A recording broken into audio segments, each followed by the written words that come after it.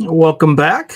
It's good to see everyone this time of the month, and lots of things to go around today. I didn't really do my kind of pre-run through, so might be a little sloppy, but welcome. It's good to see you all. Happy September, as one does. All right, so I'm just going to get started on the. Oh, we got comments already. Hey, how you doing, BCCI or BCCL? I can never read that. BCC, yeah, B triple CL is probably the easiest way. Good to see you again, my friend. It's been a while. I don't think I've seen you on the last few or so, but it's always good to see you. And thank you for the kind words for me and Edward Reardon. Um, yeah, I hope all is well. And thank you again. Thank you for the kind words that you had for on Twitter for Edward Reardon and I. Yeah, on Twitter. Yeah, I saw that. Hey, Millie, good to see you again. All right, so let me get back into the. So I'm going to be pretty quick. I haven't designed all the thumbnails yet, but in the prior month, I had to do a lot of catch up on getting episodes and things, and like scheduling was becoming a nightmare. And I almost missed my, one of the usual Mondays or Wednesdays. I didn't, of course, which none of you would ever have seen, but it got a little bit stressful. So I went nuts in scheduling some future episodes. So without further ado, all right, let's make sure this is see which is the kind of the nicer one. All right, we'll go with this setup. I think this is fine. Or actually, you don't need to see me.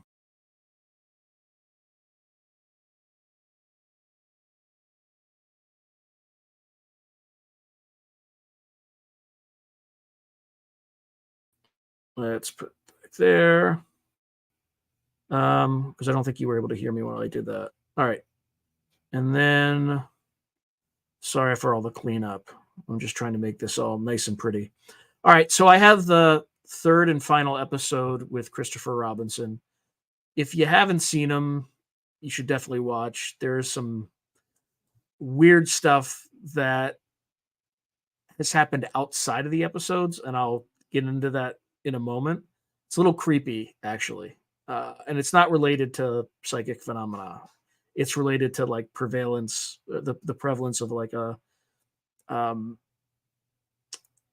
a kind of constant, what's the word, or pervasive surveillance state, maybe either that or you know some other organization. So I'll show you that in a second. And there was something I missed in the very first episode of this series that he said it so fast that I didn't pick it up and I didn't follow up. It's probably a good thing I didn't because it got some attention, and I'll show you what I mean in a second. All right, and then this is the second part of the Bad Aliens episode. It's really not. Matt Hurley doesn't really do good aliens, but I thought I just wanted to have kind of the yin and yang thing going. But this is where he just talks about the theory behind the allies of humanity and stuff like that. So that episode will be good. I haven't recorded yet, but Morehouse and I are going to do the third episode on secret space program, space wars, etc. We go over a bunch of the different types of orbital spacecraft, things like that the U.S. Air Force and Space Force have. So to just better inform people on how to get around understanding what is and is not UAP. So let me get out of this and then get back to that. Okay. So those are the first, call it 2 episodes. Then there's the Morehouse episode that we still have yet to record. I'm scheduled to talk to Grant Cameron this Friday. So hopefully that goes fine and well. And we're going to sit down and talk to him about what's happened since this attempted disclosure. I haven't spoken to him in an interview since before this happened, and it slipped my mind that I haven't talked to him since. And he also had a conversation with Chris Bledsoe since then, where Chris Bledsoe mentioned something about having some sort of event in Butler Wash, Utah, maybe on October 13th. I'm going to find out a little bit more about that, um, sooner or later. So, I may ask about it. Also, Katie Page, who was in the Clearview remote viewing or Clearview Ranch remote viewing episode, Rocky Mountain Ranch remote viewing episode, not remote viewing, but Beyond Skinwalker Ranch. She actually reached out to me, and she was enjoyed watching Dave Morehouse's episode on this channel about the remote viewing side that didn't quite make it onto Beyond Skinwalker Ranch, even though it made it on their website. And she, had hoped it would. So she's going to come on and tell her story as well to give you that interesting perspective. So I'm excited about that one. Again, I haven't recorded it yet. It will be, I think tomorrow is when I sit down to talk to her. So I'm looking forward to that. And I also have 2 more Dr. Brandenburg episodes, one about anti-gravitic technology, like anti-gravity craft, how they would theoretically work, and then other stuff related to the work that Avi Loeb was doing and why, it could be something else that doesn't look like. So I still have to cut the episode. I still have to do the work, but there's plenty of stuff there. Then I also have an interview scheduled on October 1st with a demonologist to just kind of, uncover, explore every possible rock. That's what I do. I'm looking for truth. I don't really have a, kind of a notion of what all this stuff is going into it. So I'm trying to be as open as possible and understanding what's going on. So, we'll see how that goes. I don't have his name in front of me, but he's also been on Coast to Coast AM and things like that. So that should be an interesting episode. All right. So I think now that we've covered a lot of that, let me just go through questions real quick. Oops.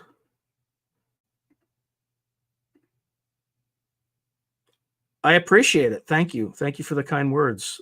I guess you don't have there's no name associated with that, but I'll get on that. Yeah, I know I'm getting a little frustrated. It's not growing as fast as I'd like it to, but it kind of is what it is. I appreciate that, Millie. Yeah, there's a lot of interesting ones, and I'm about to. I have to show you the Christopher Robinson thing really quickly before I forget it. But yeah, I'm trying to be broad, just trying to be comprehensive. Yeah, I definitely need to catch up with him. I also need to catch up with Des Smith too, but I haven't. Okay, all right. So let me see. How should I do this? Oh, I didn't set this up. Hold on. Just give me a second.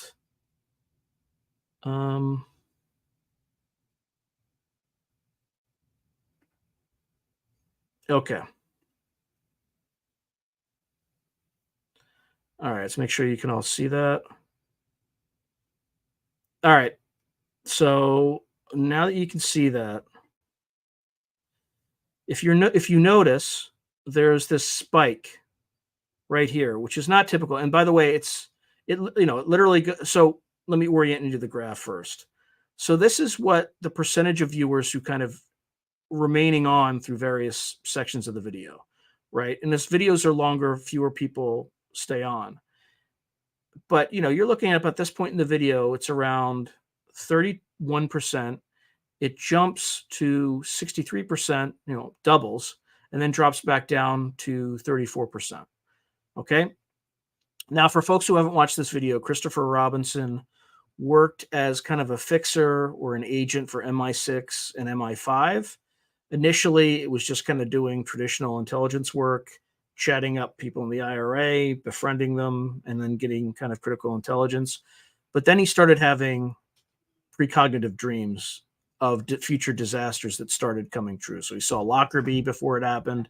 He saw 9/11 before it happened, and all this stuff's been documented. Like he would write it in an affidavit that this is what he saw, and then he would log it with Scotland Yard, and then these things would happen. He even warned the U.S. intelligence agencies, I think predominantly the NSA, before 9/11 happened, and they just didn't,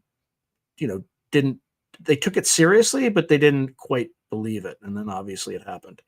However, there was a segment where we talked about how he got paid and whether or not he paid taxes. Okay, so I thought that spike was around when he got paid taxes. Now, that spike has been moderated as more people have watched. But when it first came out, this went from like 32% or 31% to 98%. That's not natural. So I thought it was some tax thing, and I thought that maybe governments or some other institution had scrapers on the internet that look for particular keywords and then would hone in on things. And then when I actually listened to it, I'm going to play it for you right now, right before to after the spike. It's very short, but just listen very carefully to what he says and watch where that spike goes. They might do that at certain levels.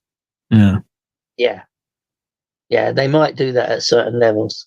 I mean, obviously 1998, it was just all getting computerized here. It wasn't before. You could vote in someone else's name. You could.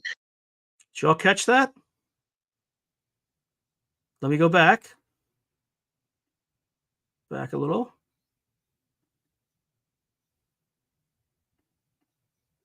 No, it's not cooperating. All right, let's just see where this is. All right, I want to play it again. They might do that.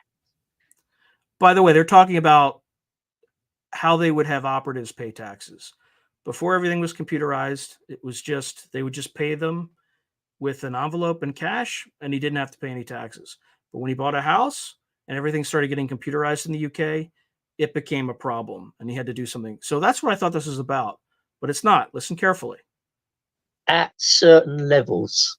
Yeah, they might do that at certain levels. I mean, obviously 1998, it was just all getting computerized here. It wasn't before. You could vote in someone else's name. You could, but after 98. Okay, so I am going to get back out of there. Okay, so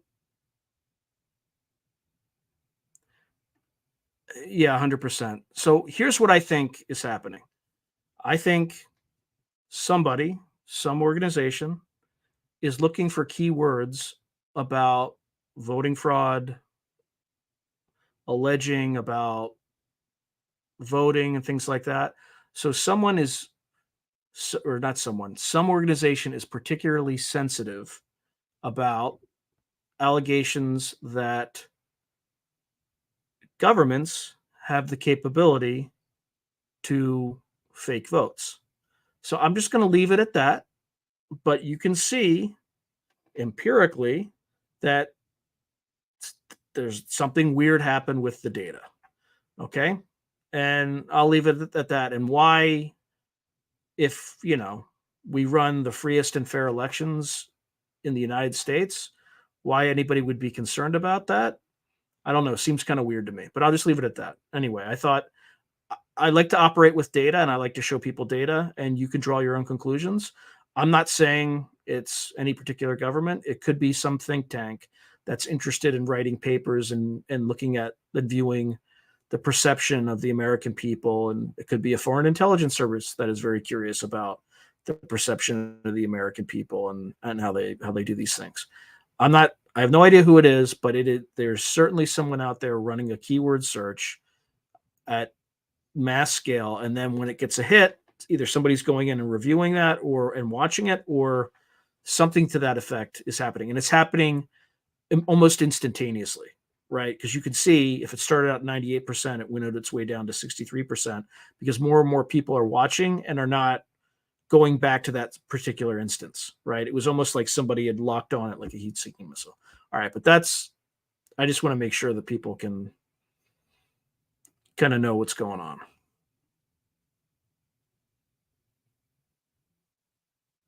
Yeah, yeah. Who knows? And by the way, that episode didn't get as many views. It was almost like it was, and by not as many views, it didn't get as many impressions. Like YouTube didn't present it with as many impressions. It's kind of like it was dampened. But again, I have no way of knowing that.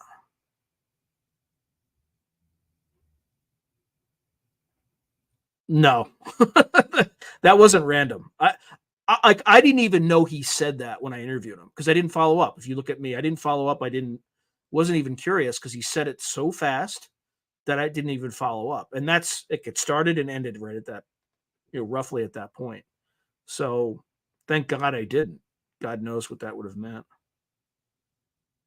Yeah, and again, this is just a reminder that everything is being parsed, everything is being ingested into these systems, and everything's being listened to. You do not have privacy anymore. Despite these people have lied about just about everything. So just understand that and just operate accordingly. That's all I'm saying. I was actually surprised though that whoever was doing that didn't cover their tracks very well. I guess a lot of people are stupid and don't notice things like that. But like I am into the analytics and I notice almost everything. And that caught I'm like, this is an odd anomaly. I should just check the spike. And that's what I found. So anyway. That 100%. That's 100% because he worked with the NSA at various points. So it could also be that they're monitoring him specifically for those specific words and things like that. So I'm not surprised by that at all. In fact, he's told me offline that sometimes he'll have his mail opened or checked, or he'll have things that are disturbed at his house, and he knows that's part of the deal. But just leave it at that. Okay. All right, so let's get back to sorry for the conspiracy theory 101. I don't mean to, again, I'm just showing you the data. I'm not drawing any conclusions because I don't know. All I know is that whatever that was, it triggered something and it was forwarded around and sent around and looked at in some way. That's the only thing I can draw from that. Okay, so let's just do a quick state of the channel. Let's see what's the best way to do this.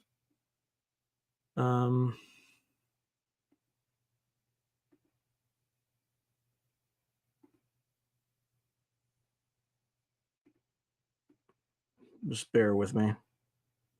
I have this all set up, but it's a little slow. Okay.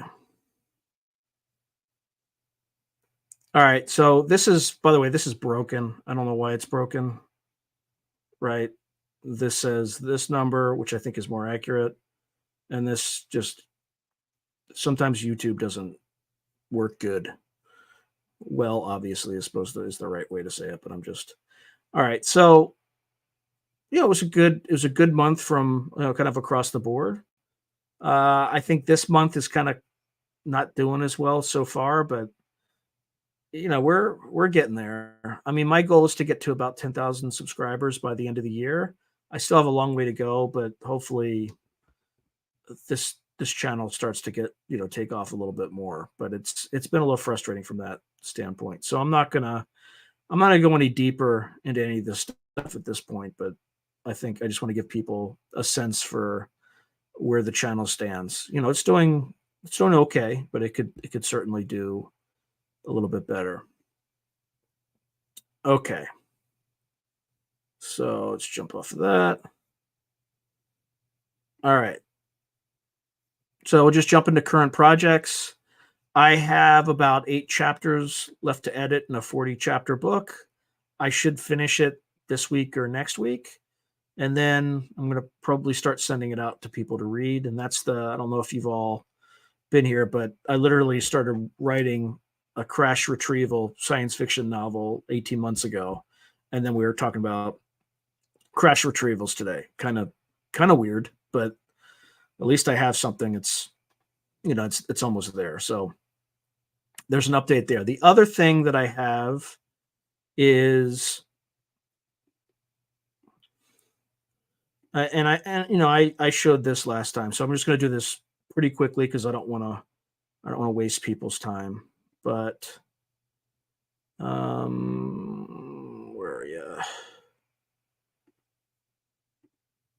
Okay, so Weird World War China is coming out on January 2nd, and please do, you can pre-order either the where are we? Either the Kindle version pre-order or the paperback version.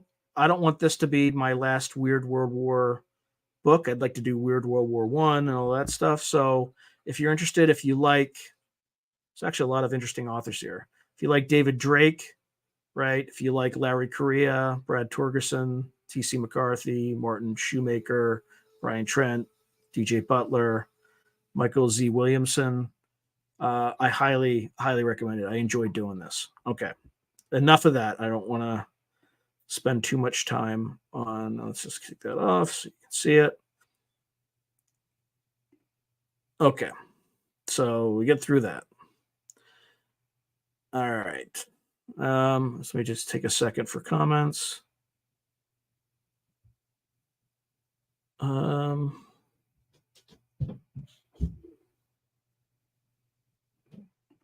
Okay, got that.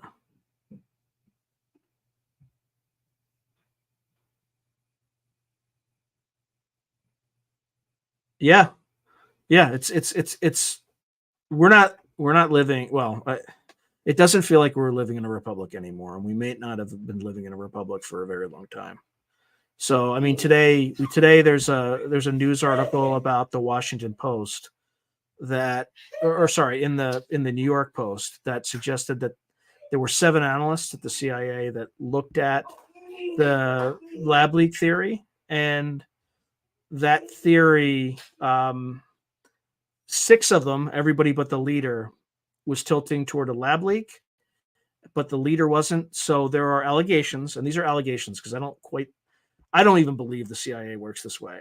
I would believe that these 6 analysts were quote unquote pressured, but bribed seems a little bit too far. But the allegation is that they were incented monetarily to skew toward the zoological hypothesis, right? That it just kind of, jumped from a penguin, from a bat to a penguin to a, some like that stupid theory that made no sense, right? So I think there were like 6 people who were paid off to come up with the conclusion that their boss had. I don't quite believe that. I do believe that there's probably, stirred up. The question, of course, journalists aren't, I don't think, are asking the real question, which is, well, why would the CIA feel the need to pay somebody off to hide a theory that fits Occam's razor perfectly?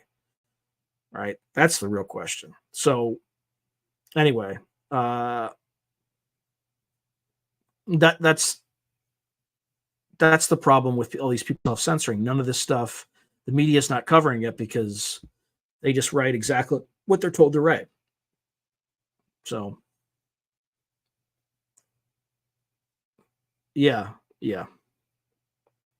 And that's the problem. Like during kind of the World Trade Center, it was beneficial because the intelligence apparatus of the country was focused on an external threat. Now it's being used against, it's being focused on half of the country to some extent, right? Or it's fractional, or there's just, it doesn't, whatever. That's where it gets really, really creepy. So, when one political party's in power or the other political party's in power, they're using these assets against each other, which is about the worst thing that can possibly happen.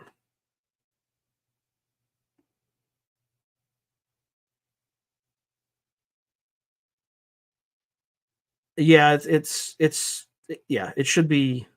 Again, the target at the end of this year is 10K. If I can make it to 10K, then I'm on the right track. If I can't, we got problems. But we'll see what happens when we get there.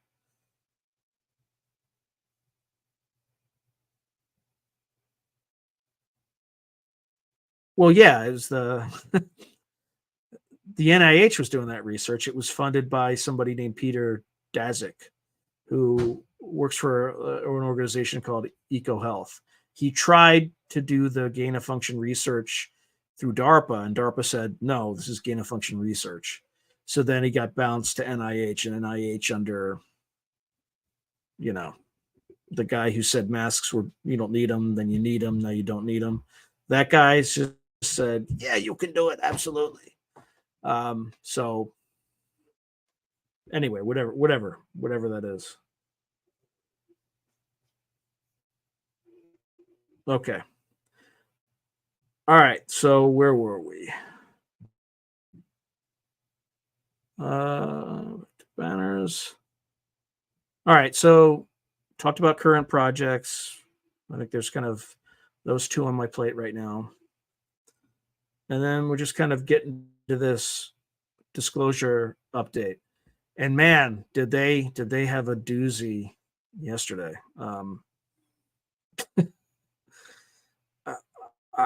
I still don't know what to think. So there was the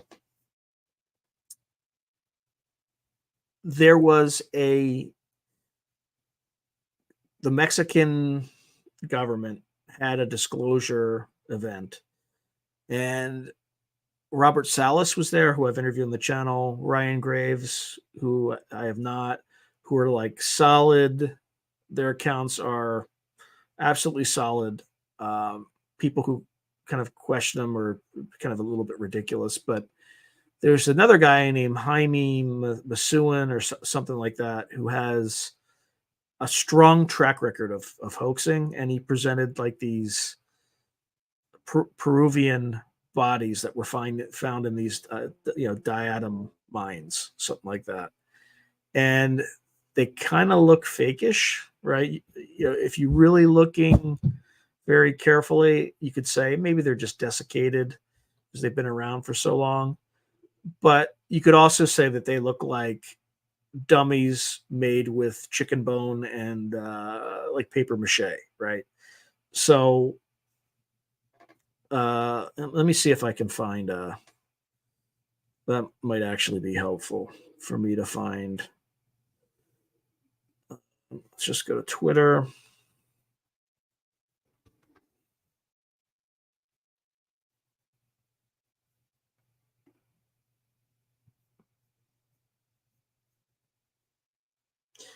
Bear with me here. I'm just trying to get to something quick.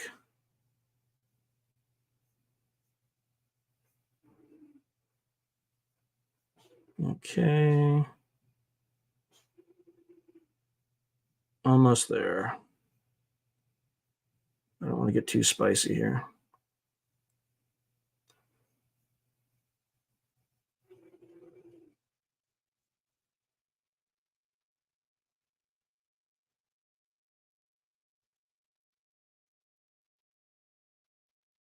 Okay. All right. I'm going to go back to.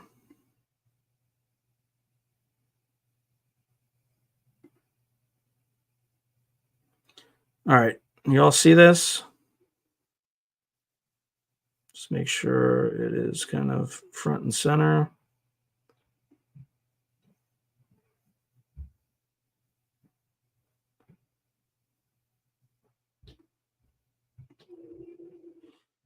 All right. So this is kind of what they brought up on stage. They rolled in these cabinets and showed these pictures. So I'm not going to rule it out, but I mean, I wouldn't get too excited, right? And one could almost make the argument that this Jaime Masuin guy was paid by somebody else to discredit the two most credible witnesses at that particular event, which were Ryan Graves and Robert Salas. So, call me crazy, call me a conspiracy theorist, whatever, but I think that might have been intentional.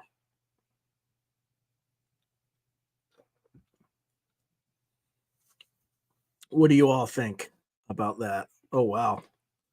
Move away for like a second, and then there's like, let's see. All right, I'm just going to go through.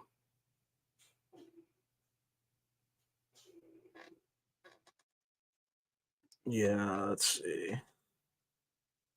Yep. Yeah, yeah. Apparently, they were from Peru, so there might actually be separate corpses that are legit, but the ones that are shown were fakes. But there's a lot of like debunking and things like that of the ones that were actually shown. So that's why you have to be careful about this stuff. Yeah, yeah, that's the other thing. They look goofy, but who knows, right? Yeah, that's Masan. Yeah, Jaime. I can't even pronounce that. Masan or something like that. Yeah, or they actually looked like straight out of ET, like the movie ET. Um, yeah, yeah, I almost like literally read my. I literally I didn't see that comment when I said the movie ET. I swear to God. Yeah.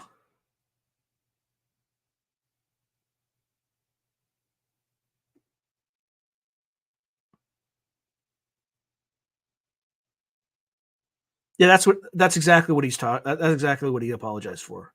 For like you saw the body that I just showed. That's what he apologized for. Because at the end of the day, there shouldn't be guilt by association. The Mexican government gets to decide who's on a panel or not. And what are you going to do? You're going to flounce and say, "Oh, I don't agree with this person." So I'm like, this guilt by association nonsense needs to die. It needs to be machine gunned. It's the worst possible thing for people, right?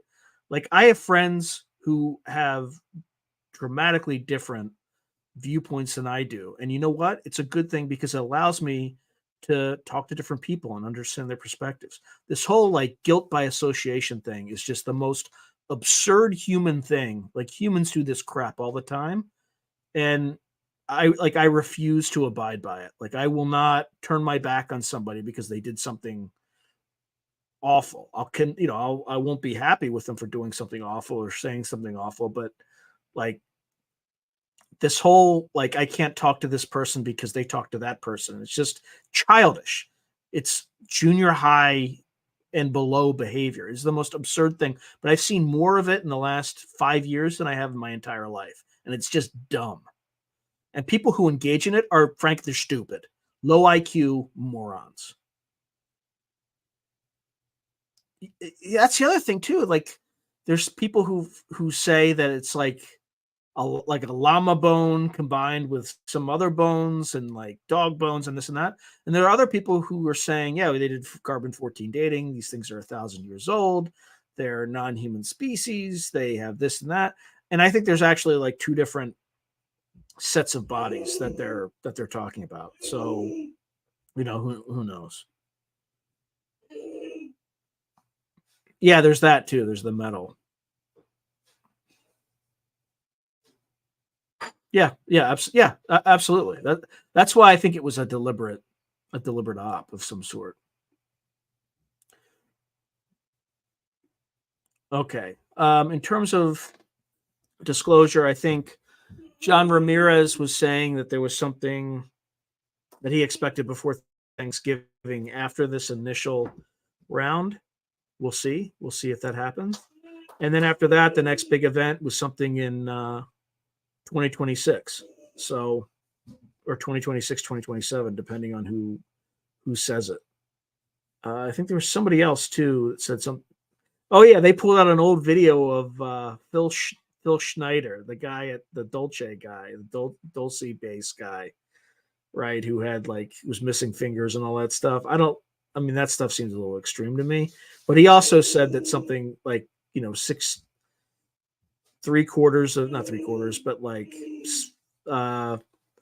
the majority of the like 7/8 of the human population was going to vanish by 2029. Like same stuff, but from a crazier or potentially crazier voice. Of course, Phil Snyder is dead, and people claim that he was murdered for saying what he said. But I don't know. He seemed kind of a wacky guy to me. Okay.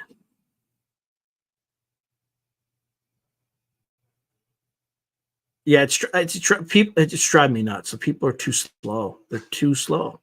It's like, get with the program, people. Like, this stuff's happening. If we know more than we know, we owe it to the American people, at least in the United States, to disclose this stuff so they can protect themselves, or at least know what's out there, have a better view of what reality is. Yeah, he's an interesting cat. There's no doubt about that. Okay. Trying to think if there's anything on the disclosure timeline.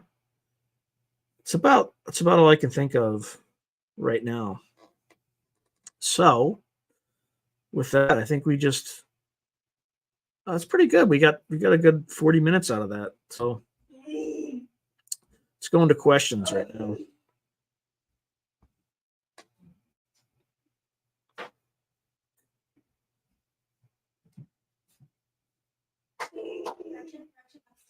Yeah, it's like it's increasingly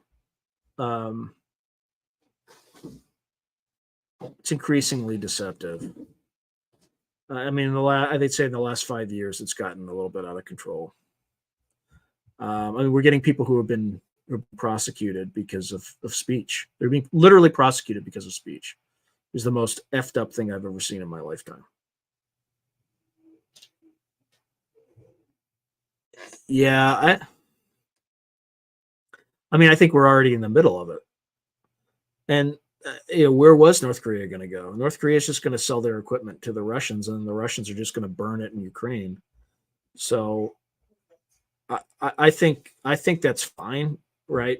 Now, threatening North Korea, before they sold some of these weapons to Russia, was colossally stupid, right? Like Jake Sullivan should have his head examined for that stupid stunt. Like, it's just, were you going to threaten them? Like, I mean, if I were Kim Jong-un and somebody threatened me, oh, you can't, yeah, go F yourself. I'll sell weapons to whoever I want to sell them to. Like, what do they think? And then, I mean, they're a nuclear power too. So it's just, I don't know why, like, you would think that these people who are in positions of like national security advisor would be a little bit more intelligent. I mean, the guy he's like a Rhodes Scholar.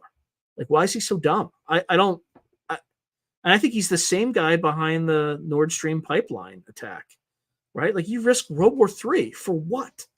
To decouple the German by attacking like an allies pipeline. I mean, it was jointly owned by the Russians too. But like, what are you thinking, right? I'm surprised the Russians haven't retaliated. Again, I'm not a fan of the Russians. Like, what they did with the Ukrainians was awful, but like, there's just a lot of stuff. There's all these sabotage attacks going on like in blowing up Russian munition factories and things like that. But it's also happening here. Like, there was an armory, not an armory, but like an ammunition plant. It's either in Missouri or Mississippi that just burned to the ground. Why? Do we know? No one knows what happened. They just mysteriously burned to the ground. So did the Russians do it? I mean, why not? But they've gotten their production up by, they're cranking stuff out, and we still haven't gotten into a war footing. Like, what are these clowns doing? Meanwhile, we 92% or over 90% of advanced semiconductor chips being manufactured still in Taiwan. I know that they signed a big bill for us Intel to build a plant in Arizona, but those things take like 5-10 years. So if the Chinese move into Taiwan, like, we have to act. We don't have a choice right now. So we're run by clowns. The politicians who are in charge right now, and look, this is not Republican or Democrat. They are just clowns. They're incompetent clowns. And we're watching the clown show, and life on Earth might cease to exist because we have clowns running around starting wars because their children have loans, are bribed by officials in one government. I mean, it's just like it's out of control. The clown show has to end at some point. Anyway, sorry, I got to get off my. I'm trying not to allude to anything specific, but people who are kind of following what's going on will know exactly what I mean. Yeah. Trust is there's no trust. You just have to take care of your family, stay off the radar, make sure you're doing the right thing, make sure you're not threatening people, make sure you're paying your taxes, even though the corruption is at an all-time high and they're just, gluttons feeding off of and it's nothing an election will fix. Like, we're beyond that point. Like, elections won't fix any of this anymore. Yeah, it's out of control. It is absolutely out of control. Probably tanks. I don't know about helicopters, but probably tanks. Not troops. They're not that stupid. I think if they start sending troops, NATO will start sending troops. Although NATO is probably already doing that, but what do I know?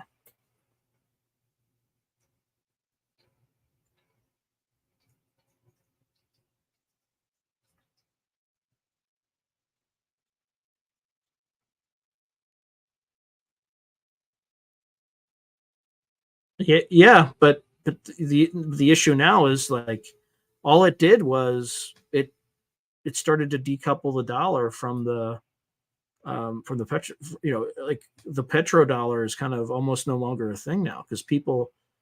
It's one thing to put a country in sanctions following the rules, but when you start manipulating the rules to maximize sanctions, that's when other countries like Saudi Arabia and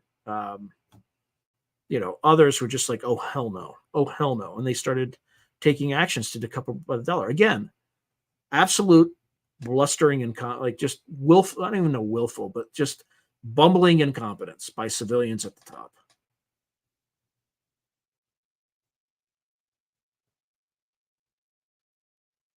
Yeah, I think they'll do that. But I mean, did the Germans were they okay with that? Right?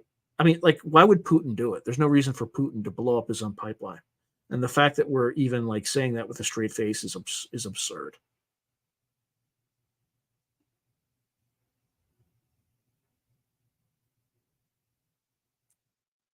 Yeah, it's a shame. It's really a shame. I served my country and I can't wait to see what happens if they try to institute a draft because they can't recruit enough people right now because they've kind of this overhaul of changing the culture of the military is blowing up in their face, right? You can't tell one demographic that they're the enemy and then just say, oh, but 85% of you will die in our wars. So why don't you join? Go F yourself. No. We already given enough and there's no credit. But anyway, I got to stop. I'm going to stop doing this stuff. I love how there's no name. I don't know what that means, but it looks good. Anyway, okay, I got to get off this topic. It's just I'm just tired of people lying. I'm just sick of it. I want the truth. That's it. I want the truth. And I don't care if it's ugly, I don't care if it's horrible. I just want the truth. That's all.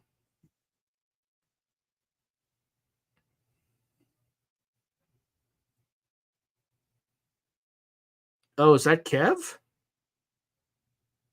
Oh, there he is. Yeah, I didn't even know. I just read the comment. I didn't realize. Hey, Kev, it's been a while, man. Yeah. Oh man, Kev, you better hope the Chinese don't roll the dice, man. I mean, now would be the time. because we have a bunch of stooges running things right now.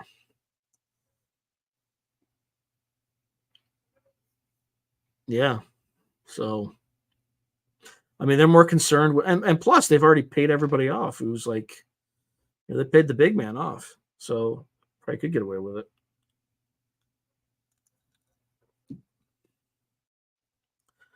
But again, no consequence, nothing. Let's just go after people for saying things on a certain side and ignore everything else. Like, you want to rob your local store? Totally fine, totally fine. It's totally fine, right? Causes prices rises and things like that. Totally fine, totally fine. But you say mean words, oh, you're going to jail. Anyway, unreal. I'm trying to calm down. It's just, I think we have until the end of the year. Just give the American people some hope, just some hope, and also just demonstrate that you can tell that the U.S. government can tell the truth about something that's very consequential, and kind of give people hope, have them looking toward the sky and not. Oh yeah, hold on. I'm trying to click on your second comment, but it's not letting me. Okay. Yeah, through Thucydides' trap, the ancient battle between Athens and Sparta. Athens was the emergent power. Sparta was the dominant power. And as Athens emerged, it was kind of a collision course. Now, Athens was a democracy. Well, United States is not a democracy or a republic anymore. I mean, it's pretty obvious. So let's not even pretend. But yeah, the U.S. is the equivalent of Sparta, and Athens, China is the equivalent of Athens, even though China is also a authoritarian system. So when you have two emergent powers, in most cases, I think this is based on a book by Graham Allison, who's at the Kennedy School. In most cases, I think he looked at 16 cases. In most of those cases, it led to war. So, okay. I don't know. Like, I'm trying to get this. For some reason, things are slow. So, let's see. Come on. Yeah. There's nobody's home right now. Like, they're just. It's like late empire. It's like a late empire decline. Like, there's no men of character in government or women of character in government anymore. It's just, and for a while, like the deep state, institutional government, whatever it was, it was staffed by people who were generally reliable and had honor and kind of steered things the right way anyway. And now it's becoming apparent that that's not the case either, with a pervasive surveillance state and things like that. If I could only.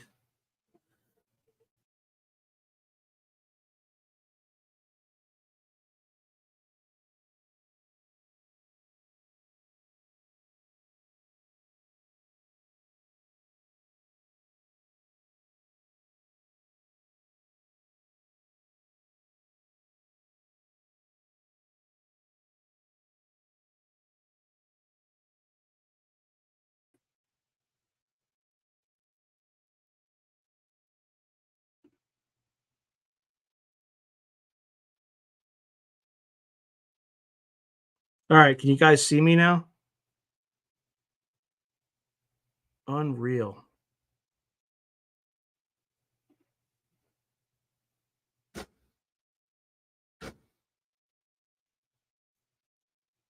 Okay. Yeah, that was interesting.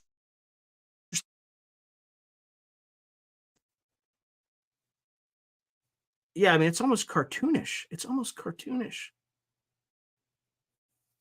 Yeah, well, that's the other thing too. To inflate, like to get out of debt, that's actually a common tact. You can either increase taxes to an insane level, or you can inflate the currency, in which case you end up owing a lot less. So that's part of what they're doing. I mean, I understand it, but I mean that's just like what the Roman Empire was plagued by. Was like hyper. We're not in hyperinflation yet, but um,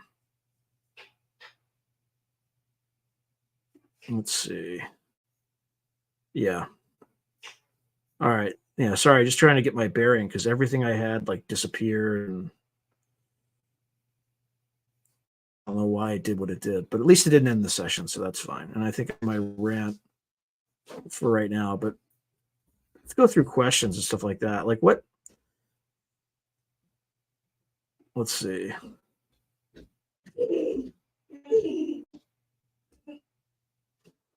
Yeah, yeah. Well, that's the thing. That's what happened. Like patronage has been decoupled from competence. So what's happening? I mean, I think what you're seeing is in the next 5 to 10 years, you're going to see broad instances of systemic failure. And that's because people are being chosen for characteristics other than competence.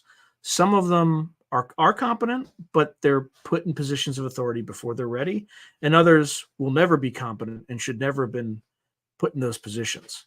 So, and the reason they're being put in those positions is because of immutable characteristics that have nothing to do with competence or whatnot. So, what I expect to see is in 5 to 10 years, you'll see broad systemic failures in certain places where they've done this to an intolerable level.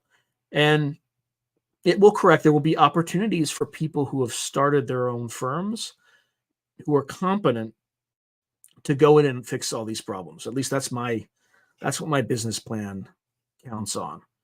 And you're already seeing signs of it now, and it's only going to get worse. I think there's actually a book, I think it's called The Fourth Turning, that posits, there's 80 years, 4 cycles every 80 years, and each generation is a cycle. And we're in something that's dubbed the fourth turning, which, the last fourth turning we had was like the stock market crash of 29, World War II, things like that. And the fourth turning, what tends to happen is there's a huge crisis period, and the international order is forever changed and a new international order is established. So, that could mean anything. It could be culture, it could be society, it could be what have you. And we are in that period right now. And I think it reaches a peak, in the next 2 years, which is pretty obvious, right? We have an election coming up, and yeah, let's see. Yeah, I need to read it too. I'm definitely familiar with the concept, but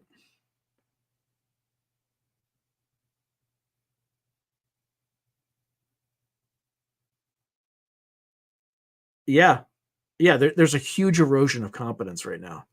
I mean, um, yeah, I don't want to get too much into like my own personal life and things like that, but um, I have very low tolerance for incompetence, and I don't hide that. I don't hide that from people, and that's a problem for me, which is why I have to do my own kind of thing. Um,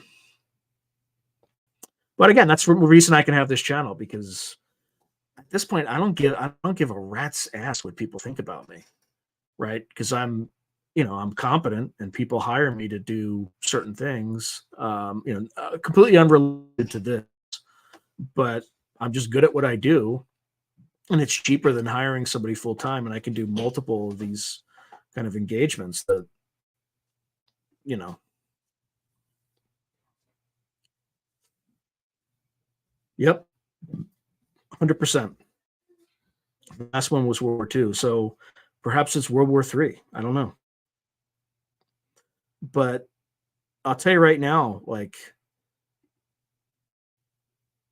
we'll have some difficulty. We'll definitely have a Kasserine pass if we get into an active shooting match with the Russians, because they've had a year of high intensity conflict. We have plenty of experience with insurgency, counterinsurgency doctrine and tactics. And we used to train, at least when I was in, we would train for high intensity conflict, but we're not. That will be a rude awakening for the American military. And lots of people will die if we get involved. I mean, we'll figure it out. We always figure it out. But I mean, it's gonna be ugly. And all the, like, right now, the types of generals that they have are political generals. So you have to fire a bunch of them when they get people killed in combat. And then the competent generals, like the Pattons of the world, just naturally rise. But, you know, let's see, what does it say?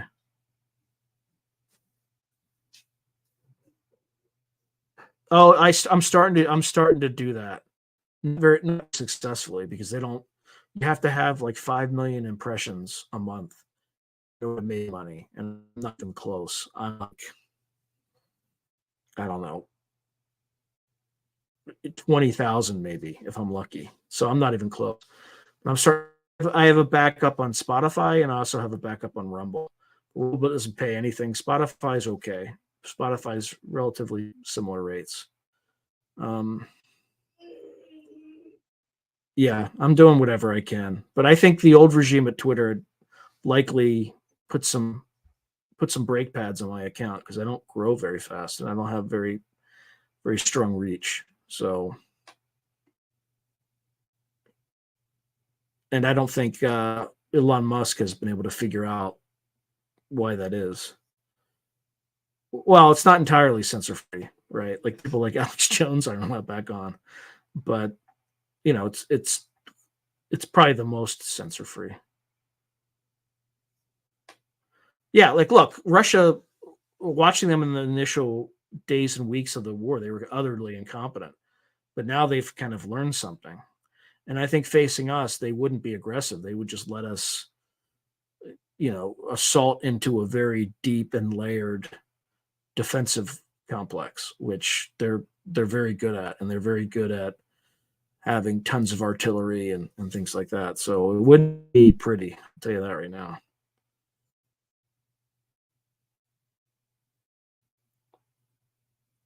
Yeah, and then imagine if they try to like draft people. Like, you're going to send your kids to fight, right? A war that may have been influenced by a $10 million bribe with the guy's son. Like, uh-oh, things are getting slow again.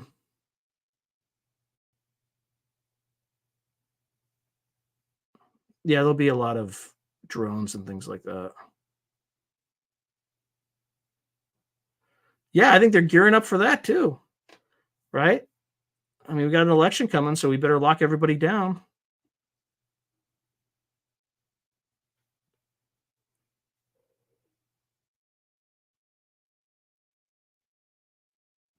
I don't think we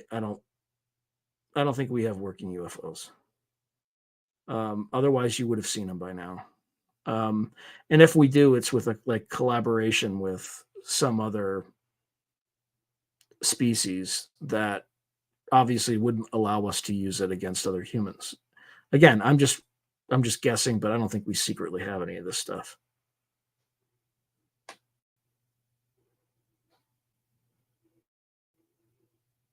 Yeah, I think that's right. Yeah, I'm sorry to have been so negative. It's just getting increasingly frustrated. You're just I always grew up thinking that people who run things are smarter than everybody else, but it turns out they're dumber.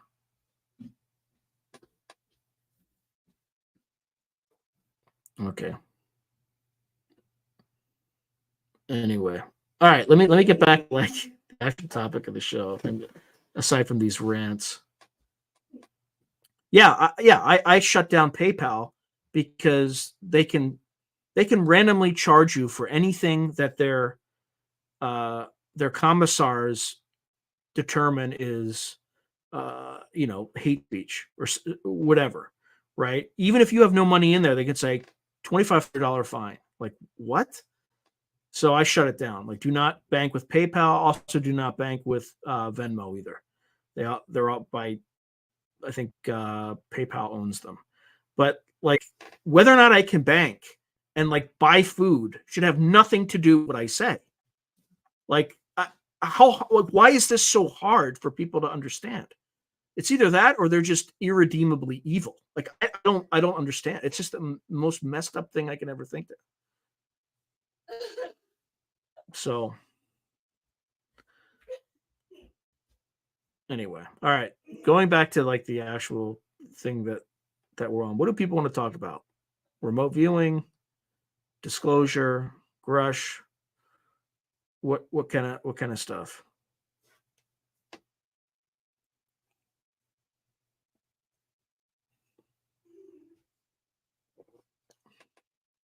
I'm trying to steer clear of stuff that can be remotely construed as politics. It's just I'm very frustrated with our political leadership of all stripes.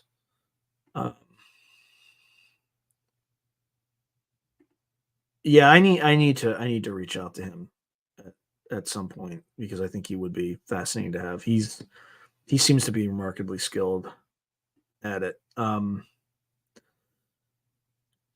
The other thing I want to do is also do some like precognitive dreaming experiments and stuff like that. I think I need to be a little bit more. Yeah, I should get Paul Smith back on. I mean, I could even have Paul Smith back on to talk about Russia, Ukraine too. He indicated an interest in doing that, even though it has nothing to do with. Well, it would have that interview would have nothing to do with remote viewing, but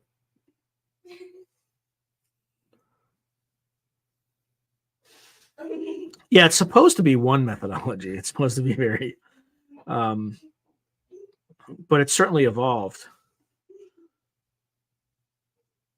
Yeah. It's there's like 2 or 3 episodes where we talked about Stargate, and then we also talked about esoteric targets. But just there's literally a playlist called Paul Smith on my site. So just go straight to the playlist, and it'll have all the Paul Smith episodes.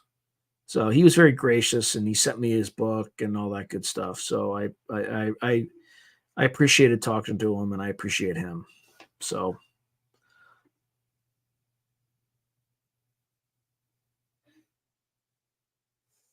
Yeah, I think that's right.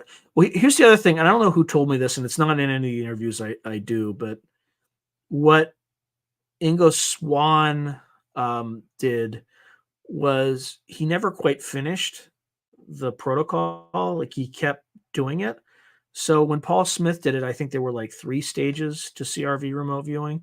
And then by the time that Morehouse got there were like 6 stages. And then there's a colonel who was trained up to 7 stages. So yeah. And that's the thing. I think we're in the period of kind of like our history's third great awakening. And I think what's going to happen is, sorry, this thing's on like delay or something weird. I think what's going to happen is if we can get through this disclosure thing, and if people stop holding on to the power that they have of not allowing this stuff to get out, I think once it gets out, then I think people are going to start understanding that the phenomena is inextricably linked to all this other phenomena, the psi phenomena, whatever you want to call it. So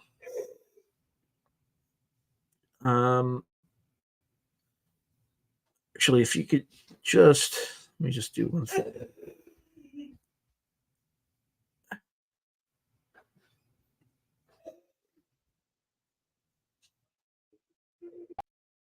Oops, sorry about that. Almost went into something I didn't want it to go into. All right. So yeah, we can definitely go into that sort of stuff. That's the other thing.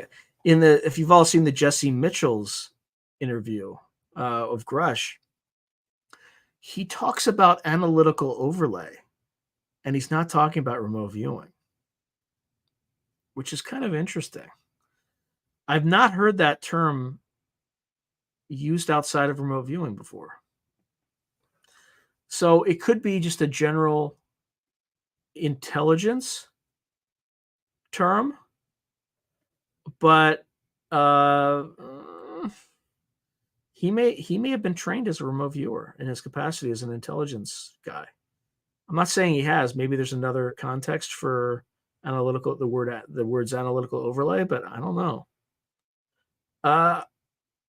Indirectly, I'm still waiting for Dr. Morehouse to start his class. So I tried a weird little experiment where I would write a question and then I would immediately just write the answer to whatever the question was without editing my words. And again, this is going to sound weird. So I don't know. I don't really understand what was going on. It was just an experiment, but I just imagined that I was asking the questions to Ingo Swann. Okay. So I would just write the answers. And one thing that I asked is,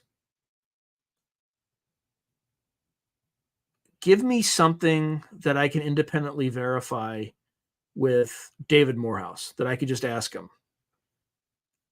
And what I did was I asked that question and he said, the answer I got was that when David Morehouse was visiting Ingo Swann, because Morehouse had been in Ingo Swann's Manhattan apartment many times, the answer I got was that he had opened the medicine cabinet and taken out some nitroglycerin or seen nitroglycerin tablets in his medicine cabinet.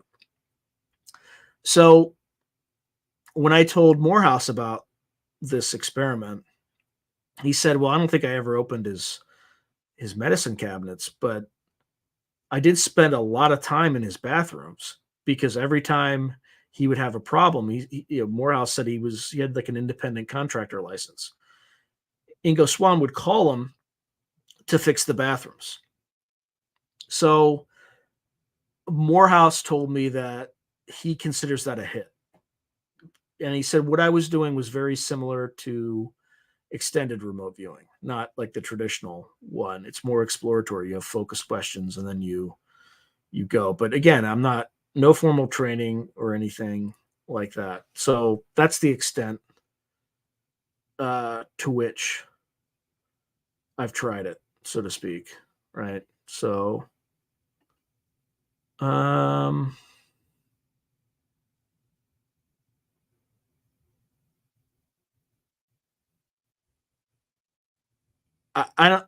don't think it'll cause any attempts to dismantle the government. I think there's such an informational advantage that government agencies have now that anything like that they'll see coming a mile away, and it won't. And the people who would do something like that would not be very sophisticated people, right? So they would be able to stifle it pretty quickly. But I do think that trust in government is empirically lower than it's ever been. Like I think there was a Pew study that demonstrated this, that anything the government says, people will question it and won't believe it. Even the UFO thing, people who don't believe Grush for, fair reasons. But when you create something called a conspiracy theory, which is what the CIA did, like they created that terminology, and then you call everything everybody says that doesn't agree with the regime's official policies or narrative, then people aren't going to trust anything anymore. And I think this stuff is so out there that they're not going to believe the government. Now, I came into it by interviewing people who've had these experiences, and I believe they've had these experiences. Now, the way that they've explained them and tried to come up with explanations for may not be correct. I don't know. But I believe they legitimately felt they, went through these things. So I think somebody has a better theory than the general population. And I think it would be helpful for the government to at least give people a heads up for what this stuff is. So let's see. Let's go to the next thing. All right, Rain Cry 527. Good day as well. I don't know if you're coming or leaving, saying hi or saying bye, but I appreciate you. Yeah, I mean, you saw what happened with these Mexican bodies, right? Like, I don't know what to believe. Like, do they look real? Not really, but if you've never seen an ET before or a non-human intelligence, how do I know what looks real and what doesn't? Right? And then if somebody tells you they did a carbon 14 test, how do I know that's true? Right? Like you're dealing with like how do you know what the truth is? Right? Unless you experience it yourself. That's where we are right now. Like you actually have to experience things yourself to understand whether it's real or not. Because you can't believe anything anybody tells you. I'm not just talking about the government. I'm talking about institutions. I'm talking about other people. Right? I mean, let's look at hello again, Rain Cry. But like you look at Maui, right? Like here's my take on Maui. You had a bunch of like incompetent people who got into their positions through nepotism. And then, somebody screws up and they're worried people are going to riot. So they shut everything down and don't let people in or out. And it makes it look like it just breeds conspiracy theories because you're doing something that's inherently distrustful or that spurs distrust. And again, if the people who are running things, primarily elected officials, were competent, they would know not to do that. They would know that like the first thing that you can screw up in these situations is trust. And you have to be as honest as possible. That's why the whole COVID thing was such a disaster. The first act of Fauci was to lie about something, right? Because he needed to have, protective gear for the doctors. So rather than say, on the margin, it might be helpful to have these masks, right? He said, oh, you don't need the masks. You don't need it. Right? So meanwhile, like, rather than do that, rather than like literally just lie to people, what you should do in a crisis situation is say, look, a mask is helpful, but you don't necessarily need it. Just try to keep 6 feet away from people. We don't have enough masks right now. We need them for doctors and nurses because they're in the line of fire. Don't hoard them. If you hoard them, we're going to, we'll have people prosecuting you. And that's kind of what happened. But in order to preserve your authority and your legitimacy and your credibility for later on in the crisis, you have to tell the truth. And now, like, they're talking about these, boosters coming out. Like, are you kidding me? Why should I trust you now? You lied to me throughout the whole thing. Then you had an agency that encouraged people to lie about the origin of the thing. Why? What? I mean, like, it's out of control. It is out of control. Let's see.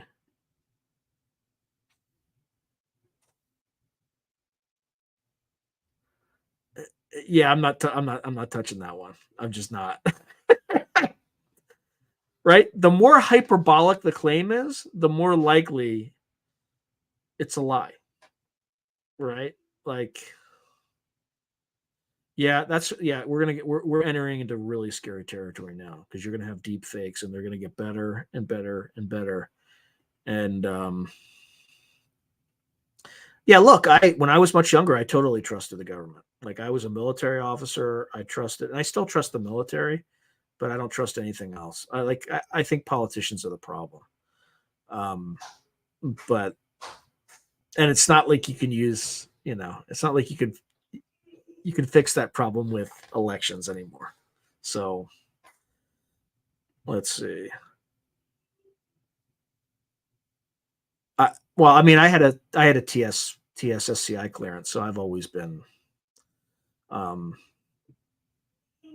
never had access to that sort of information, but anybody in the military, they have your fingerprints, right? Because they trained you to do lots of different things. So um, the burden of us in terms of behaving well and conducting ourselves in an honorable manner is a higher burden than the rest of the population for good reason, right? Which is why I may shoot my mouth off, but that's going to be the extent of it. And God knows how long we'll be able to have semi-open discussions about the state of things with what's going on. And can you imagine if the other party wins the next election? Right? They're going to weaponize. There's no reason why they wouldn't weaponize the government against the other party. Like, it's just like people do not think 6 moves ahead. They just think in terms of like they failed the marshmallow test, right? Where they just can't wait and think through the long-term implications of what they do. They just want immediate satisfaction. And as a result, they screw the system up so that there are no longer incentives to think long-term and to do things that don't have negative, like really, really horrifically negative consequences, when they lose power and things like that. It's just, at this point, there's an incentive not to, um, with the example of what's happening to people, the people who are out of power, there's an incentive to retain it now, no matter what. Otherwise, you're going to be targeted. You're going to be. So that's kind of the situation we're in. And it's not like about one party or the other. It's about behaviors and what behaviors inspire. So anyway, again, I'm trying to dance around this in a way that's yes. That's the proper response. Yeah, I know. And then yeah, I know. Um yeah, it's all yeah, and yeah. I at this point, I mean, I think it's my view is like you might protect you from some droplets and things like that. So it might lower the well, I don't know. I haven't looked at the study, so the study probably shows that. So I'm not gonna. There's probably like other studies that show the opposite. That's the other thing too. Um, Scientists and doctors took a huge beat down in this, right? Like they, doctors addicted an entire generation to fentanyl, like to oxycontin, right? Like that whole problem is because people trusted their doctors, like all of it, well, not all of it. There's some people who figured out they could use it, but it started by people who were getting this pain medication. They trusted their doctors, and their doctors screwed them. And now we have this problem. Yeah. Well, yeah, it's Cornell's iron law of bureaucracy, right? What happens is you set up a bureaucracy to solve a certain problem. The early bureaucrats are really interested in solving that problem, and they focus on that. But over time, the bureaucrats who exist solely to perpetuate that bureaucracy increase as a proportion of the number in that bureaucracy. And now you have what we have now, where people are just doing whatever it takes to preserve these big bloated institutions that, some are working, but a lot of them aren't. Yeah. Yeah, that's right. That's right. And you can never roll them back. That's what's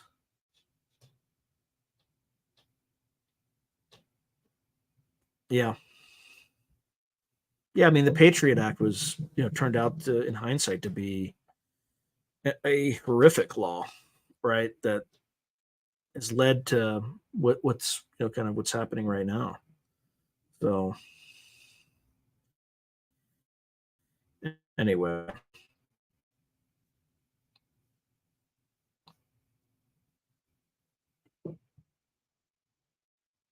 yep, that's what. Yeah, the one we just celebrated the anniversary, not celebrated, but had the anniversary of 2 days ago.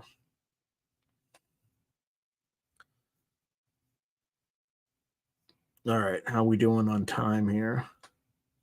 We're doing okay. What else do folks want to talk about? I I gotta be. I gotta be careful. I can't be ranting about this stuff.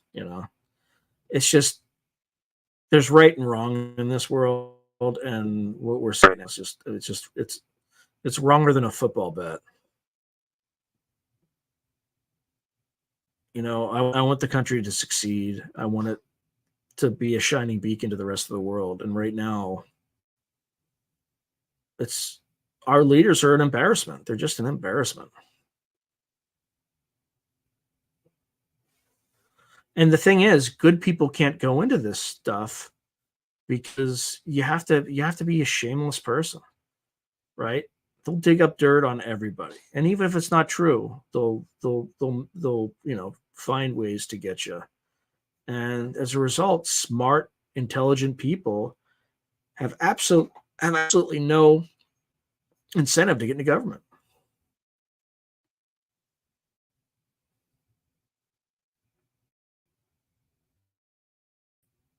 Yeah, Bruno. Thank you for reminding me about that. I think you're absolutely right. And while I'm ranting, notice one thing that I never said is that the solution to this is, to quote unquote fight. That's not the solution. The solution is to provide an example to the people around you that you have integrity, that that we got to work through these problems. The system's broken. You're not going to be able to get through. You're not going to be able to fix anything through the existing system, but you can fix things by being an example in the community, by creating jobs, by creating organizations that hire people that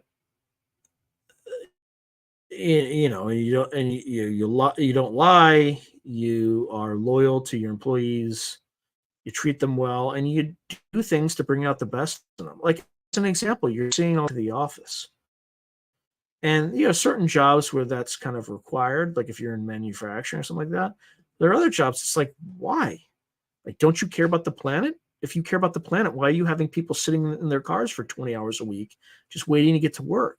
It's tremendously and just like dramatically inefficient, right? If you have people who are good leaders, they can figure out how to make people productive. The seed, it's about what you produce.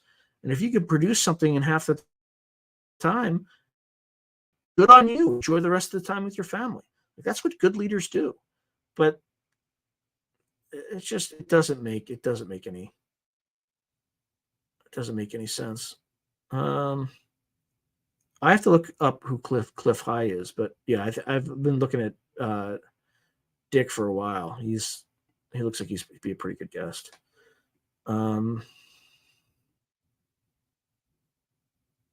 Yeah, it's okay to rant, but again, just try to be positive, because I think there is a little bit about this.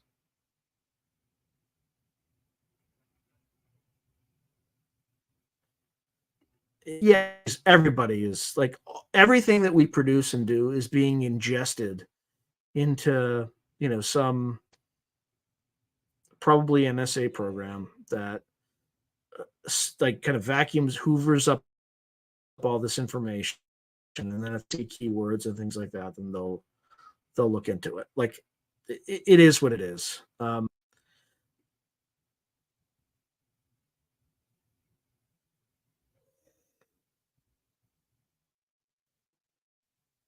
Yeah, it's like they're looking at everybody. It's just that they have all the data, and then if there's reason for them to have suspicion, then they'll go back and pull all this data and analyze it. But I'm clearly not a threat, and if they consider me a threat, then they have bigger problems than me.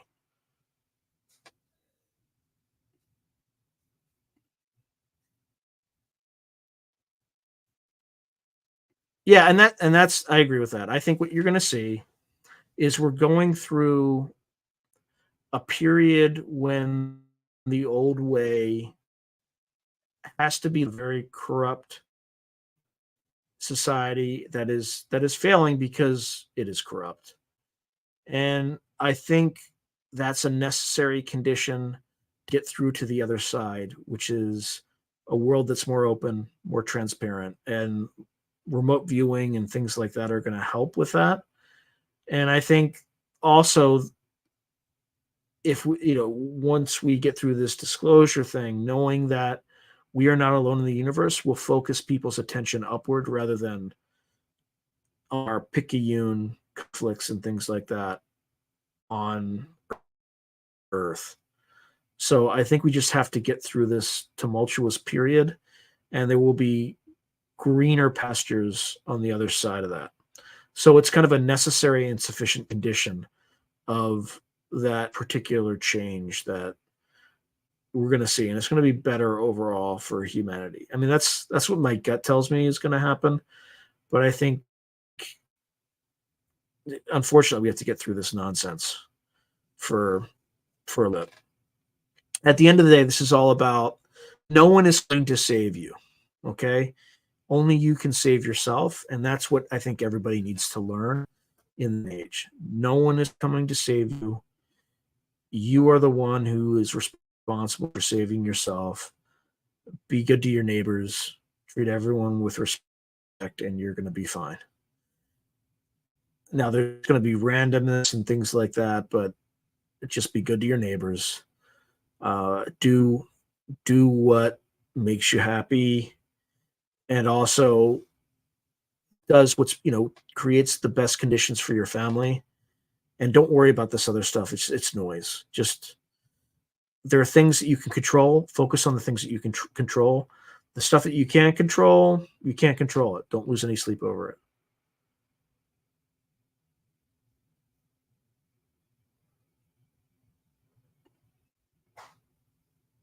Yeah, and I'm getting better at it, but I still need to work on it. That's right. That's right. And it might be what's making this channel so difficult to grow is that I got to stop being so negative. I got to be focused on being positive. And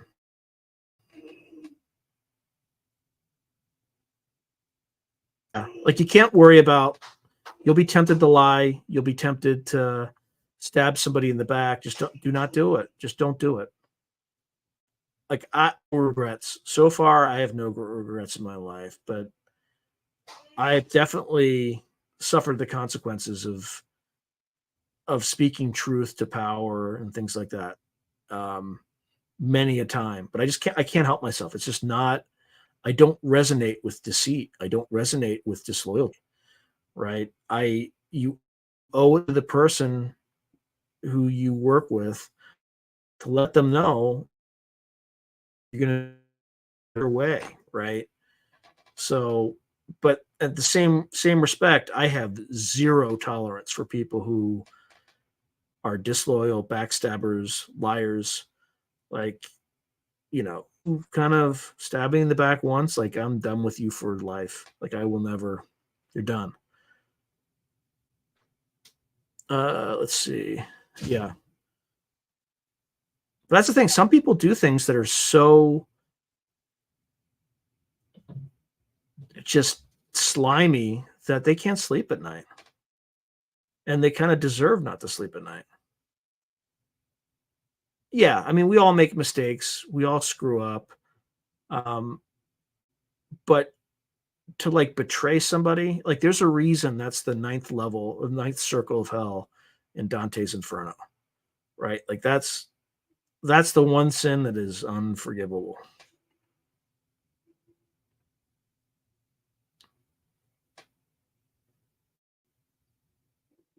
Yeah, that's right. You have to provide it. You have to be the foil to the negative.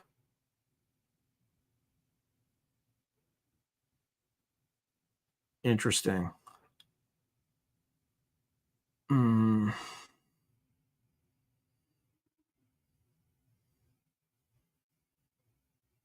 That's a hard question. That's a really hard question. I mean, I would answer it in a different way, in a kind of a sneaky way. So, if NHI is real, okay, and again, this is kind of a conditional, kind of Bayesian answer, but if NHI is real, let's just say if there's 100% chance it exists, there's 100% chance it's presently here on Earth. I'll just leave it at that. because if you have a pervasive, ability to wink in and out of, our world, then you're here, and you've probably been here for a very long time. I would say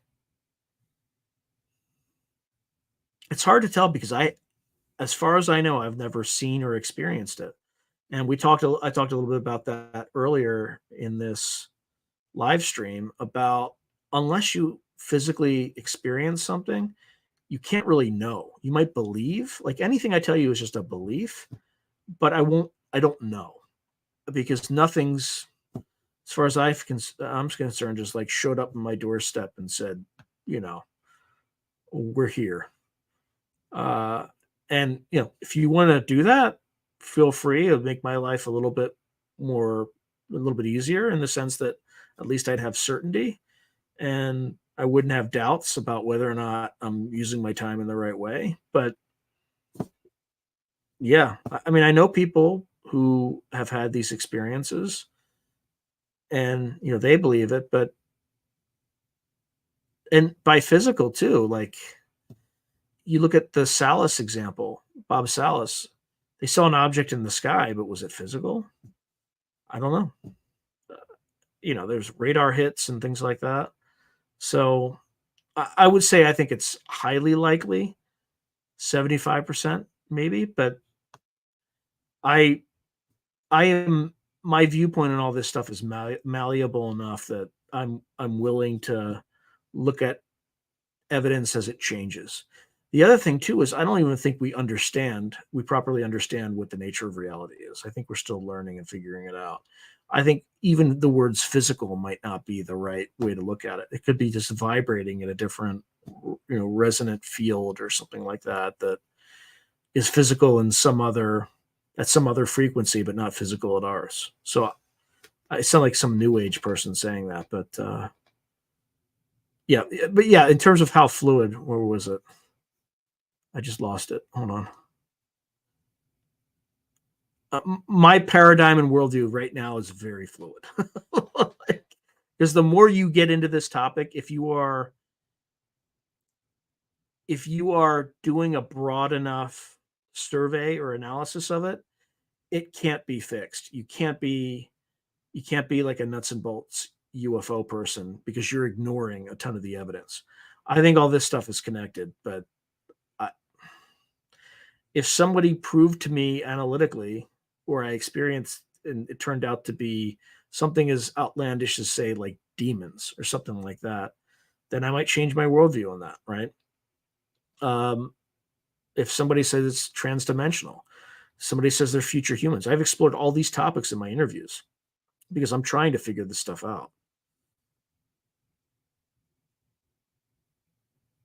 Yeah. Well, I mean, as far as I'm concerned, I've been staring into the abyss for a little bit, and I'm getting like glints of things, but nothing's really staring back, as far as I know. Not yet. Yeah, but the problem with having a co-host is you have to split the proceeds fairly, right? And that's a whole other thing. So that's why we kind of do two shows. Like, we'll do the same live stream, but then we'll have it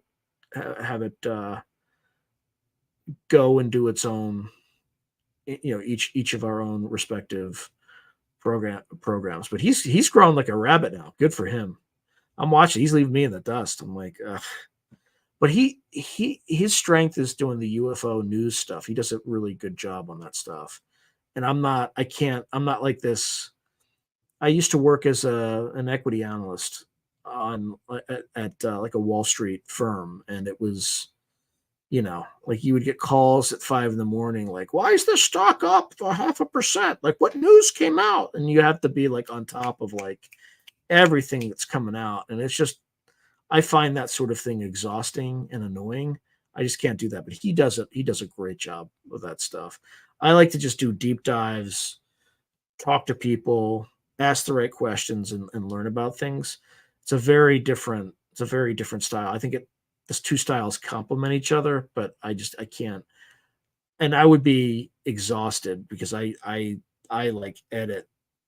Like I take my time editing. I do audio edits and like I wouldn't have time to do anything else. I wouldn't have time to earn a living if I tried to do news. So that's a long answer to a short question. Um, yeah, I mean that's why the ninth level circle of hell is cold. It's not hot. So anyway, no, yeah we haven't. I think there's some people who are better at it than others. Um, yeah, I won't get into.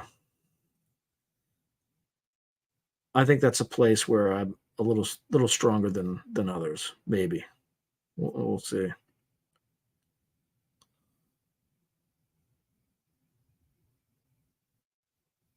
Um,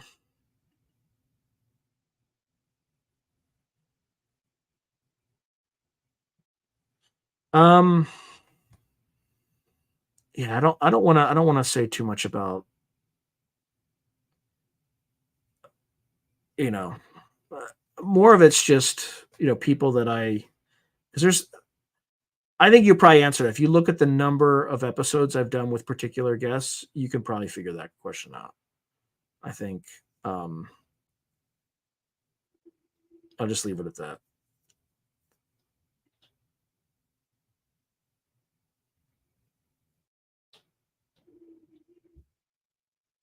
Yeah, I think animals are more emotive in communication, all about concepts and symbols. But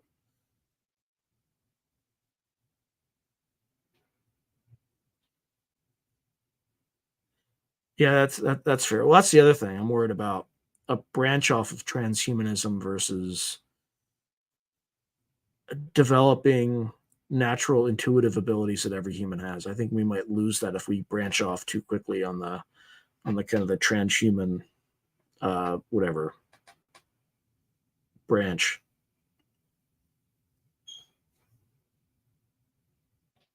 Oh, I don't know. I don't know what we mean by that. But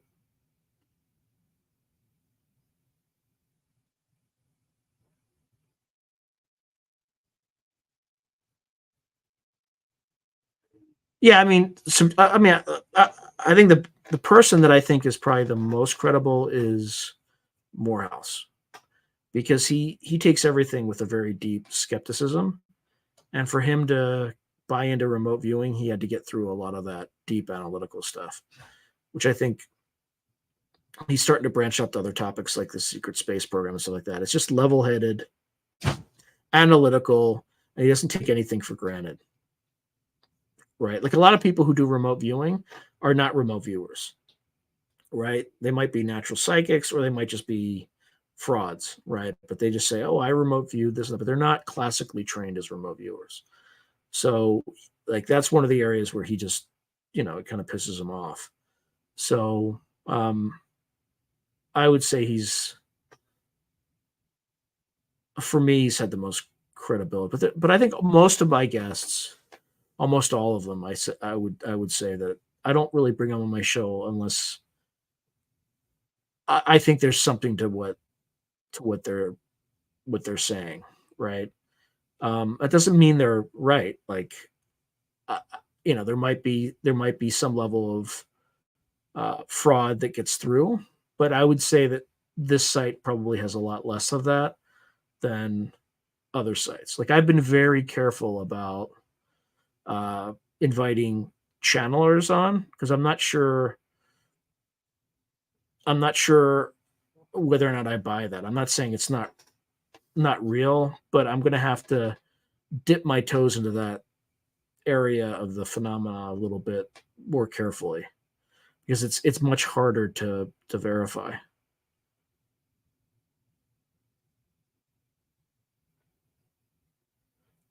Yeah, I think so too. But I don't know why the uptake is so slow though. It's the challenge.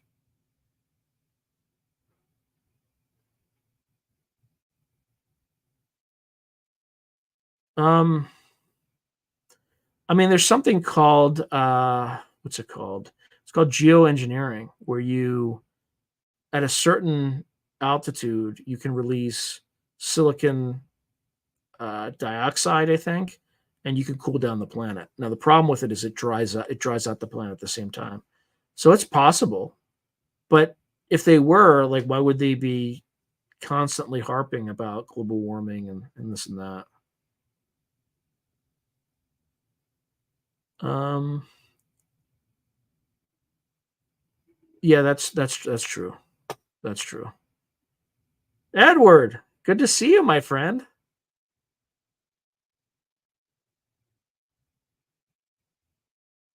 Yeah, yeah, definitely. If you can, you have my email address, Edward. So if you want to send that, I think Wendy worked out really well. It was that was your last, or at least one of the people that you recommended.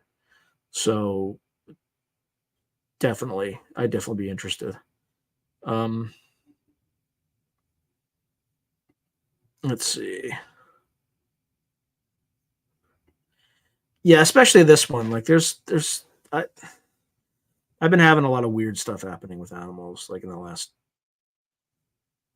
just throughout my life, right? Like, I've been able to walk up to deer like within 3 feet, stuff like that. But just like weird stuff like that. I mean, it's not like it's not paranormal, but it's odd. Like having like a raven land on your balcony and squawk at you, 5 feet away. Like that doesn't happen to everybody. They're just kind of hummingbirds all the time, dancing in the air, dragonflies, butterflies, all like in a 5 minute period. Like that stuff happens to me all the time. Again, it could just be random chance, and they nest in my backyard, the neighbor's yard too. So but that stuff happens. Hawks as well, like fly. Just lots of things, lots of stuff with hawks. But it probably means nothing. I'm just reading into it. But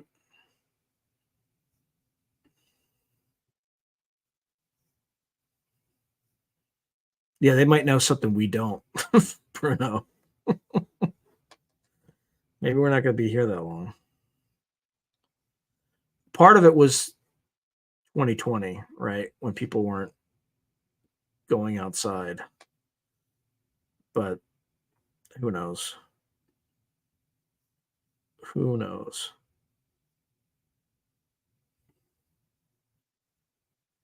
Yeah, that's what I was kind of alluding to. Maybe our time is up. Um, I mean, you look at our leaders and kind of ask yourself, do we deserve to survive as a species with these people in charge? You know?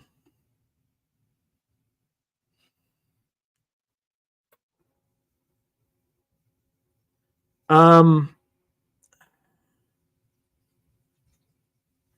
there's certainly evidence of human mutilations. Absolutely. If you watch the Bad Aliens episode, oh yeah, you don't have the, yeah, I didn't show it on, I didn't. So, all right, I'm not telling you this because I'm asking you to be a patron, but I put an uncensored episode, a version of that episode up on my Patreon account because I didn't want YouTube to censor it or to like kick kick the video off the platform. But I do show instances of human mutilations, like from pictures in Brazil and things like that. So in terms of what's happening, I had a guest on about the Theban prophecy, who claims that there are just portals in that part where people kind of pass into the portals and get lost. I'm not sure if I believe that explanation too much, but that's a possibility. And then you have kind of the Dave Polites, potential explanation that people are just getting kidnapped and either taken or murdered or whatever. So I don't like. I've been to all those places. Not all those places, but I've been to. I was just in Yellowstone with my family. We were totally fine. I was just in. I've been to Yosemite a number of times, which I think is the worst of among them. Totally fine. No issues. Hiking with my son, and like he was of that exact profile, right? Like he's a um I I think I think it was like German heritage is one of those things. Although Polides is he calls somebody with like Higden is not a German name. It's an Anglo-Saxon name. He had somebody else who had a Swedish name, not an Anglo-Saxon name. Maybe he just means Northern Europeans, but you know, my son kind of fit part of that profile, right? He's very intelligent. He got like a 1550 on his SATs.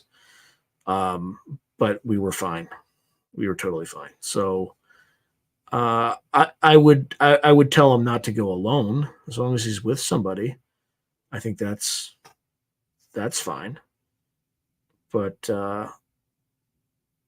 yeah, just make sure he's not alone. That's all I would say. And make sure he has one of those GPS trackers that's constantly beaming up. Even if he gets lost, he doesn't have to, do anything with it.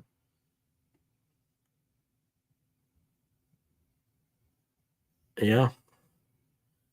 Yeah, we may have had something like that, like mountain lions up where I am.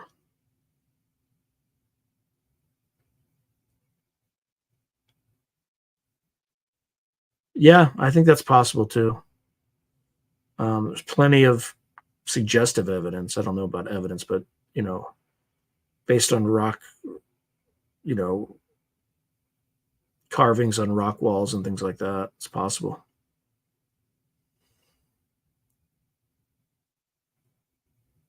Yeah, I still have to read. I actually have the book. I have to read the book, but there's too much. Like there's too much suspension of disbelief. It makes it a little bit difficult. But I mean, I'm not saying it's not possible, but it's just there's too much of a suspension of disbelief. Ooh, yeah. Just make sure he buys one of those like $250 trackers so that um and that he's wearing it, and he should be okay. Oh, what about owls? Yeah, yeah. I They were flying all around my house right before I interviewed Chris Bledsoe, like the night before, and they were great horned owls. So, what about them? Oh man, yeah, that's not. Is he of German heritage? Because bow hunter's not a good. That fits the profile. That definitely fits the profile.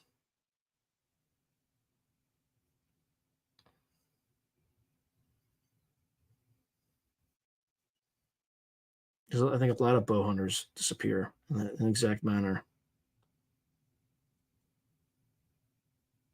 Uh,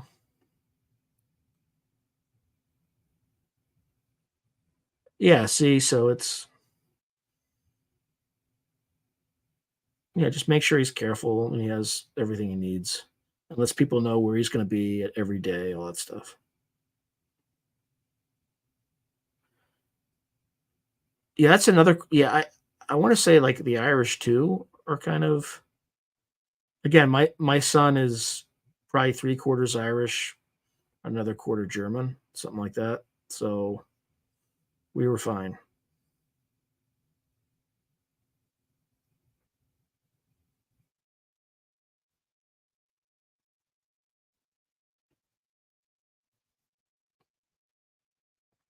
I'm curious what the owl's question was.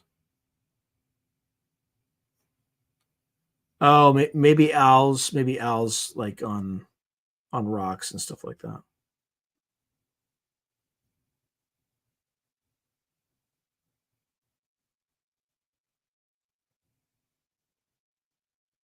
All right, how are we doing on time?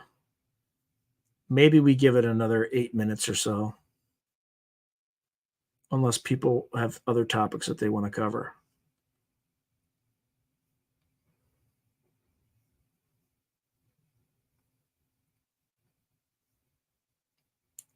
What else do folks want to talk about?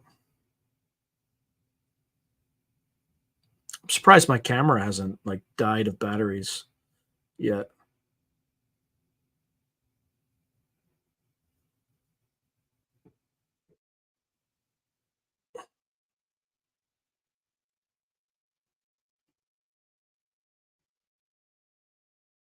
Yeah, there's some strangeness with owls. Um, particularly, I mean, I hear the like barn owls have a very specific thing. I hear them in the afternoon often, and then great horned owls have a very specific hoot. I hear those a lot. So they're definitely in my area. But it's the hawks that pay the most attention to me for whatever reason. Yeah, there's a shirt that I want to make. I just have to like draw a picture and then uh scan, like I just have it. It's on my list. But yeah, it's again for folks who, I have a storefront where you can buy merch. So again, you could literally just go to my site, watch any video, and it'll show up. But I, it's Edward. Let's just say it's not a significant revenue stream. But like, I think the other thing is like Edward, you and I talked about like having things with like my face on it and stuff like that. I don't think people want to buy that stuff. So I mean, I have other stuff too, like stickers, right? So this is where I keep all my episodes, right? So I have like this sticker here. I just put this up. Where you can get, I think that stuff's more likely to sell than anything. But again, I have like shirts and hats, but I also have hats to say through, or stuff that says "Through a Glass Darkly" on it. But yeah, I need to update some of the stuff that's on that site.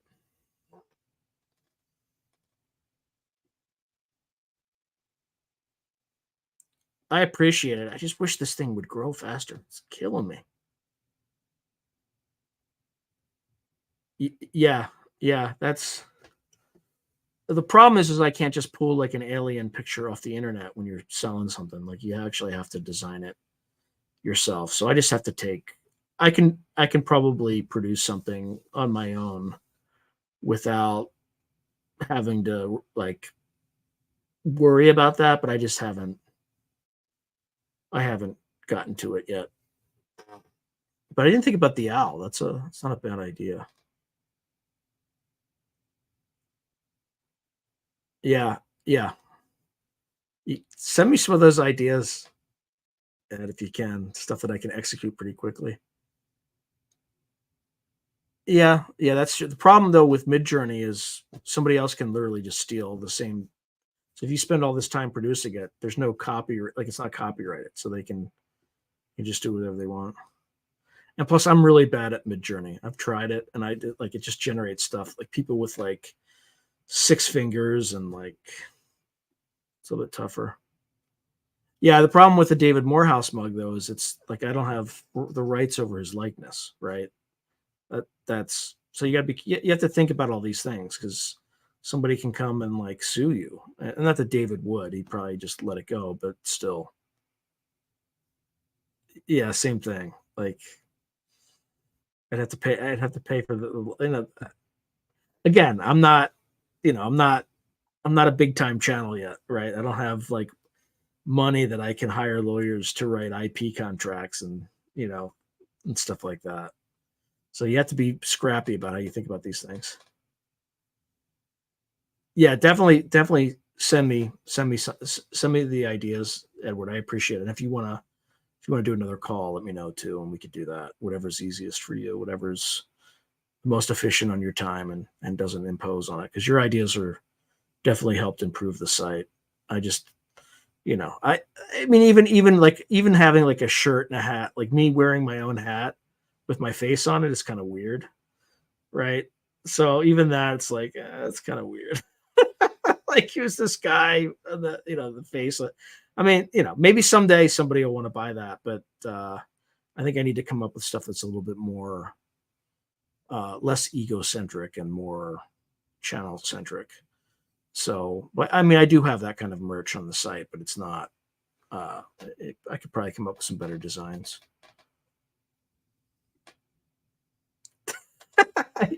Yeah, exactly. Well, I don't know about ditch. I'll just leave it on. It just I can do other things that don't have the face on it.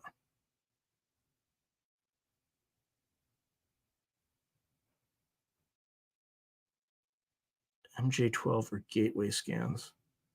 Yeah, maybe. No, I know you're not. You could say I'm ugly though. It's fine. I'm not gonna. It's not gonna bother me. Yeah, yeah. I gotta be careful with that too. I mean, I might like drawing a little alien face or something like that is not. I'll be fine because it'll be my own art. But I got some good pictures of the moon too, the full moon. I can just impose like through a glass darkly thing, just weird things like that.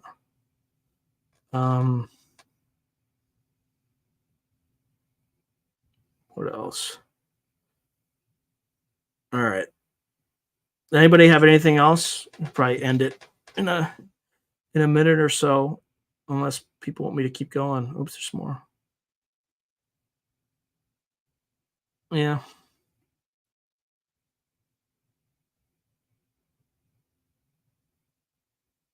Yeah, I agree. Like that's one area where I just haven't been able to figure it out.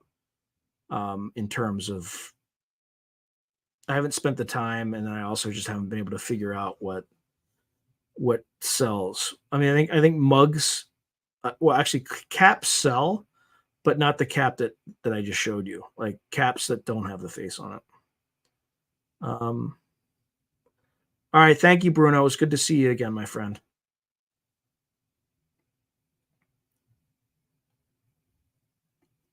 But yeah, I agree. I guess it's definitely time for an upgrade.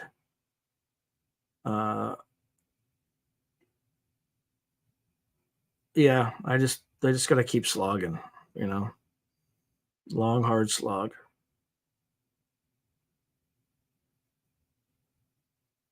All right, let's see. Anybody else have any alibis? Any last comments or concerns?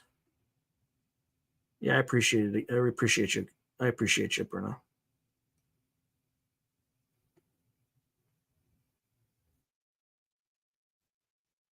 All right. Let's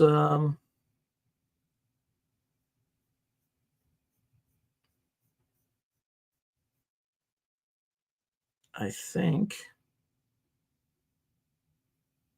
that's all. That's all for tonight, folks. Always a pleasure, and thank you for joining me, and thank you for listening to my rants. It's kind of a little bit annoying, but thank you again, and I'll see you all soon. See you next month, and I hope you enjoy the episodes for the rest of the month. So I'll see you all soon.